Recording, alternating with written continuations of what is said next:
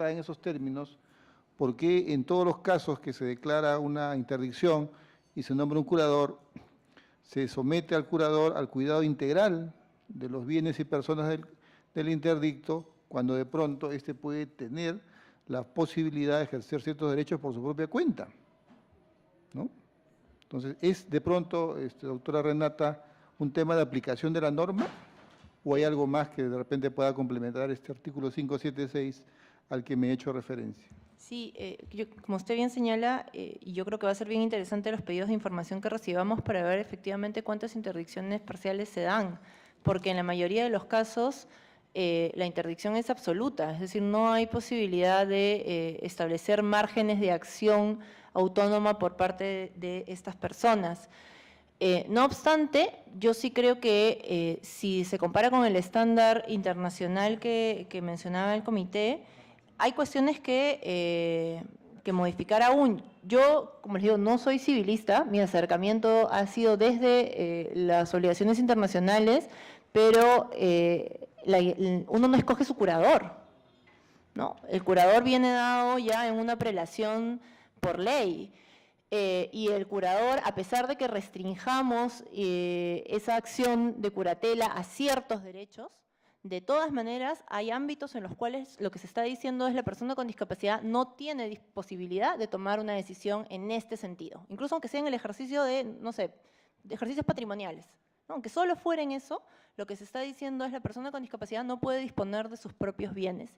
Y no solamente eso, la persona con discapacidad no puede escoger a la persona que va a disponer en realidad de sus propios bienes. Y no solamente eso, no están fijados los criterios por los cuales la persona, el curador, va a poder disponer de los propios bienes de esa persona. Entonces yo sí creo que el régimen en realidad es imperfecto en esos términos. Y como le digo, creo que la primera pregunta que tenemos que hacernos es si el modelo que se está planteando desde la Convención, lo que está planteando es que eliminamos de manera absoluta el régimen de incapacidad en personas con discapacidad y por lo tanto ya no hay más curadores, o lo que se está planteando es, de todas maneras, en algunos supuestos será necesario que una persona sea el apoyo. ¿Y cuáles van a ser los criterios para ese apoyo? Si es así, de todas maneras las garantías de poder revocarlo, poder escogerlo, poder impugnarlo, información a terceros, tienen que estar dadas.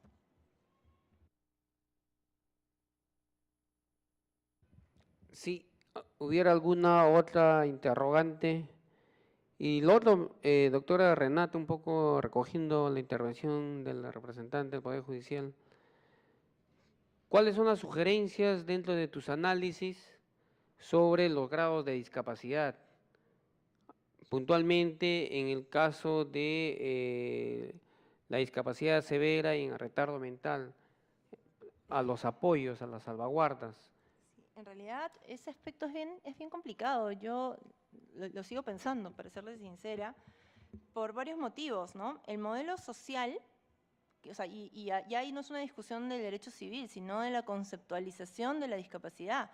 El modelo social y la convención y nuestra ley, ¿qué es lo que dice? Que es la sociedad la que me genera la barrera. Por lo tanto, ¿cuál es el sentido de seguir hablando de discapacidades severas, de discapacidades moderadas y de porcentualización de la discapacidad si el modelo lo que me plantea es que es la barrera, es la escalera, es la falta de sistema braille quien me genera la discapacidad? Entonces, ahí hay una contradicción, pero desde el modelo mismo, en realidad. Porque, por otro lado, la ley sí establece la necesidad de porcentualizar la discapacidad. La cuota, la famosa cuota que generó tanto problema, solamente será aplicada a personas que tengan 30% o más de discapacidad. Entonces, es necesario, en los términos del mandato de la ley, porcentualizar la discapacidad. Es necesario tasar la discapacidad. Pero, por otro lado, lo que el modelo social me dice es, en realidad no eres una persona con discapacidad, en realidad eres una persona en situación de discapacidad. Si te suprimo esa barrera, tu situación de discapacidad se elimina. Por eso, bueno, no ha venido Liliana Peñarrera, pero Liliana, en algún momento conversamos y ella me decía, en otros contextos, la discapacidad se cuantifica según la actividad. Puedo tener tanto porcentaje de discapacidad para manejar un auto, pero no tengo la misma discapacidad para, no sé, realizar un trabajo de oficina, ¿no? Entonces, la discusión también pasa por allí. ¿Qué estoy considerando como discapacidad en el ordenamiento? Y eso en realidad tiene un problema, un trasfondo mayor en nuestro ordenamiento peruano, porque el régimen tiende a confundir de manera constante discapacidad con incapacidad civil, con incapacidad para el trabajo. Y los operadores de justicia de todo nivel, no solamente el Poder Judicial, sino Ministerio de Trabajo, Ministerio de Salud, ONP, MEF, etcétera, todos manejan lo mismo. Tiene discapacidad, por lo tanto, por supuesto, si es discapacidad intelectual o psicosocial, por lo tanto es incapaz civil, por lo tanto es incapaz para el trabajo. Y allí es necesario hacer una distinción. Entonces, por eso es que mi pregunta era, en este caso vamos a seguir hablando del discernimiento como el criterio para determinar quiénes siguen y quiénes no siguen bajo ese régimen y cuáles van a ser los criterios para valorarlo. ¿Vamos a ordenar la porcentualización de la discapacidad? ¿Vamos a buscar una fórmula que se adecue a la idea de la barrera? No, entonces ya no tengo que porcentualizarlo, es la sociedad la que me está discapacitando. La representante o el alterno de Álamo tiene la palabra. Sí, siguiendo con lo que dice la doctora Renata, cabe recordar un par de elementos. El curador reemplaza la voluntad de la persona con discapacidad. Por el contrario, el apoyo toma la narrativa de vida de la persona con discapacidad y a partir de esta narrativa de vida, este apoyo ayuda a tomar la decisión. En este sentido, no reemplaza. ¿Okay? Creo que eso también habría que recordar. Y luego, cuando se habla de porcentualización de la discapacidad, para aquellos que tenemos alguna discapacidad, ¿cómo nos van a cuantificar? Porque si nos remitimos al término médico, estamos remitiéndonos nuevamente a la fase previa al cambio de paradigmas, ¿no? Ese es otro elemento. Y luego habría que también diferenciar entre discapacidad y los rasgos propios o incluso talentos de cada persona. Cuando ocurrió lo de las cuotas, el presidente del MEF señalaba de que habían personas con discapacidad que no podían entrar a la mar y pescar, u otros usar dinamita y trabajar en las minas. Pero estoy seguro que el mismo presidente del MEF no podría hacerlo, y él no tiene ninguna discapacidad. Entonces, ahí hay cosas que en realidad parten de la confusión del cambio de paradigmas. Si se toma en cuenta el cambio de paradigmas, estas cosas quedan muy claras, ¿no? Entonces, creo que solo para subrayar esto, apoyo es muy distinto a curador. El apoyo no es reemplazo, ¿ok? De acuerdo a un nuevo cambio de paradigmas, no se tendría que porcentualizar ni tornar en número ninguna forma de discapacidad, ¿ok? Es simplemente una diferencia que se incluye sobre una amplia base de igualdad, ¿no? Esas cosas se tendrían que tener claras, ¿no? Gracias. Sí, precisando un poco la alusión sobre el MEF, no tanto que lo dijo el ministro de Economía, nosotros hicimos seguimiento segundo a segundo, hizo el presidente de la CONFIEP. El presidente de la CONFIEP, y es muy cierto su análisis, cuando señalaba ya a las personas con discapacidad en general, leve, severo, moderado, que en alta mar o hay frentes de trabajo de riesgo, ¿no? En los socavones, en la mina, si lo pudieran hacer bien. Y buena su pregunta, ¿no? En igual contexto, ese alto funcionario, si también lo podría hacer bien, creo zapatero a su zapato, ¿no? Definitivamente es una buena interrogante.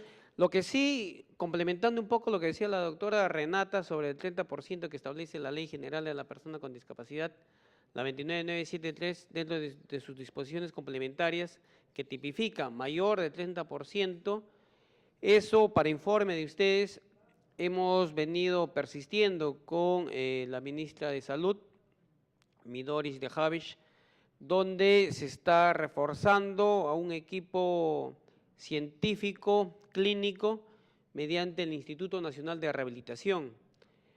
Hemos conversado con el director de ese instituto, Fernando, bueno, se me fue el nombre, Urcia, el doctor Urcia, que ellos ya lo vienen investigando hace más de 10 años. Hace más de 10 años, porque no es igual como una póliza que te dice, pierdes un dedo, ellos lo ponen en un porcentaje, ¿no? De monto, en porcentaje de la salud, pierdes un brazo, para lo que es el pago de la póliza, del seguro, de materializarlo en dinero, que es totalmente distinta, ¿no? Es un tema no complicado, pero sí es bien complejo. Me imagino ya están ya en su fase final y esa es parte también de esta ley, ¿no? De repente hasta que tiene que ver con el tema que ahora estamos tocando, como muy bien lo señalaba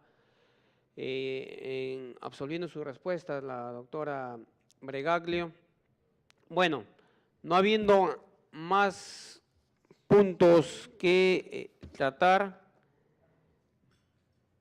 antes de concluir, solicitamos que se vote la dispensa de aprobación del acta de la presente sesión con la finalidad de cumplir los presentes acuerdos. ¿Los que están de acuerdo? Siendo aprobado por unanimidad las 17:37, levantamos la sesión. Gracias con todos.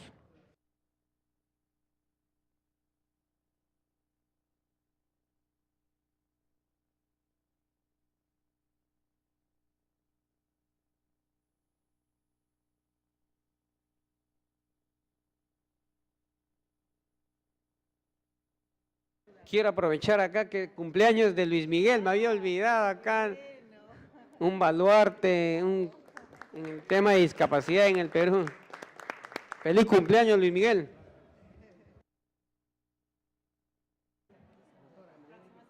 Muchas gracias, muchas gracias.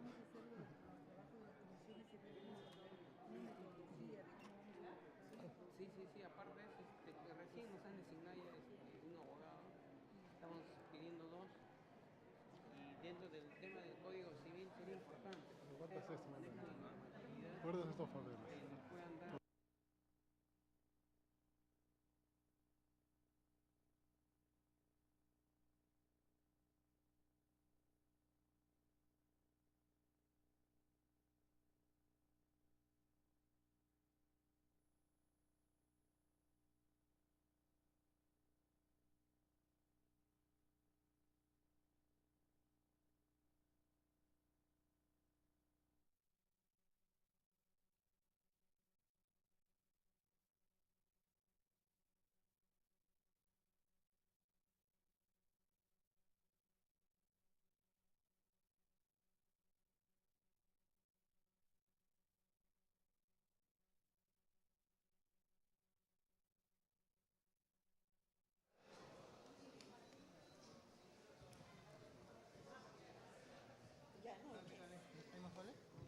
Mira, este cable, hermano.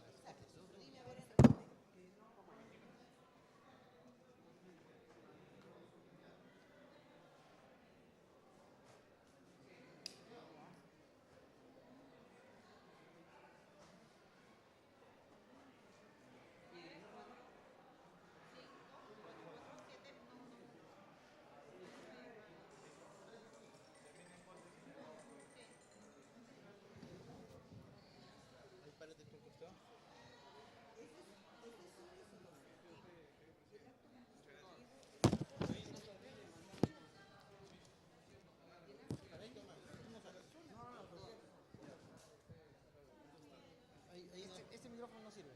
No, sí sirve.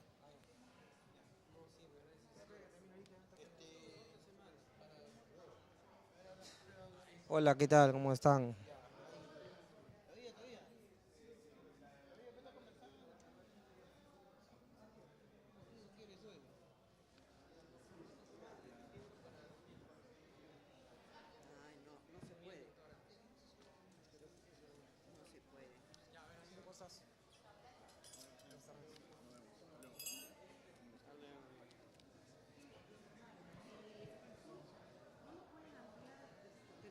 El audio de él entra normal.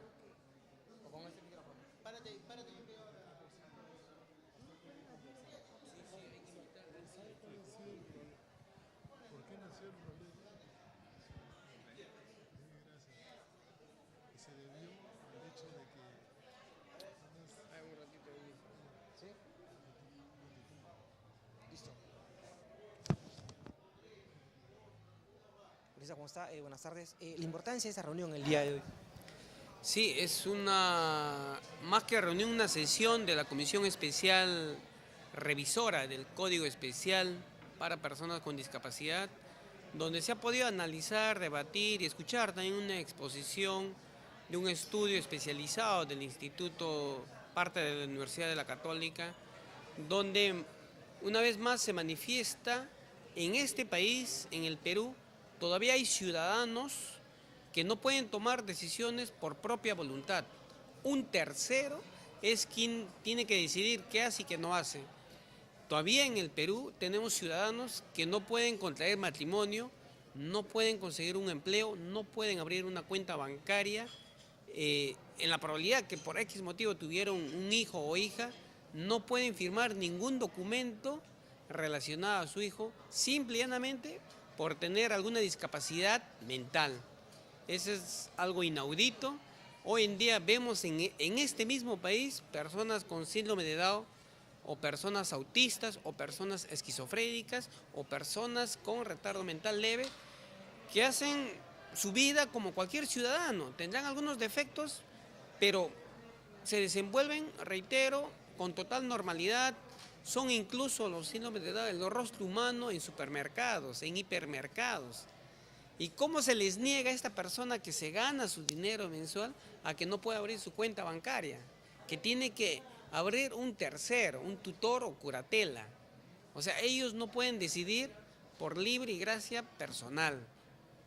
Adicionalmente, que cualquier persona se pueda enamorar de un joven, de una señorita, y si esa persona es sordo-muda, este país le prohíbe casarse. Temas como esta interdicción de la capacidad jurídica que todavía sigue vigente en el Código Civil, que hace 30 años entró en vigencia, que ya hay muchos países vecinos, como en Europa, ya han eliminado esta interdicción que declara de persona incapaz a estas personas con discapacidad mental.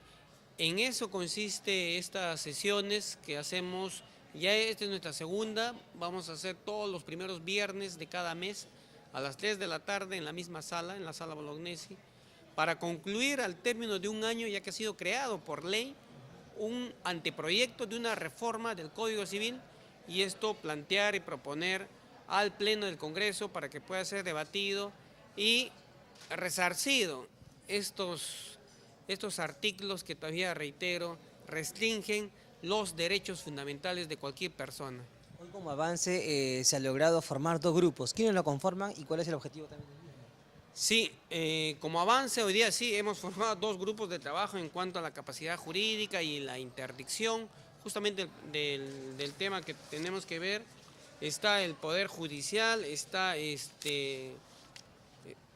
Poder Judicial, están un representante de las universidades del Poder, de las universidades del Perú, está también el CONADIS, como coordinadora está la congresista Rosa Mavila.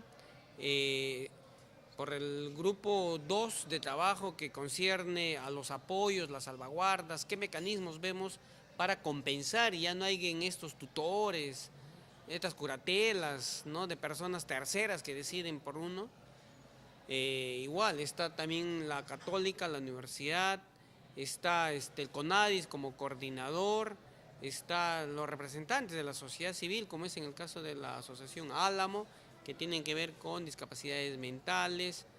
En fin, tenemos también la participación tanto de la RENIEC como la Defensoría del Pueblo, que están participando, reitero, son miembros creados por ley, donde tienen un trabajo específico adicionalmente, que aprobado el reglamento para esta comisión, se ha aprobado también un comité de expertos que puedan fortalecer y ayudar a discernir sobre los acuerdos de estos 2 grupos de trabajo.